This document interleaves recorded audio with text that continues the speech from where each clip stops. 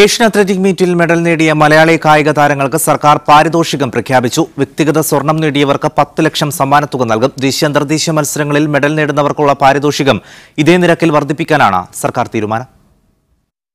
വ്യക്തിഗത സ്വർണത്തിന് 10 ലക്ഷം, വെള്ളിക്ക് 7 ലക്ഷം, വെങ്കലത്തിന് 5 ലക്ഷം രൂപ.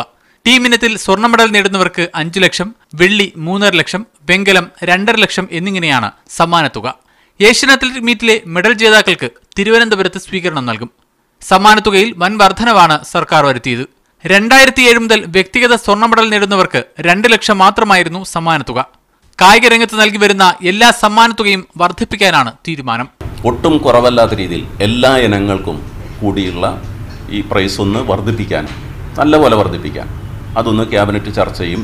ദേശീയ ഗെയിംസിൽ മെഡൽ നേടിയ 68 മലയാളി താരങ്ങളുടെ ജോലിക്കാര്യത്തിൽ ഉത്തരവായി.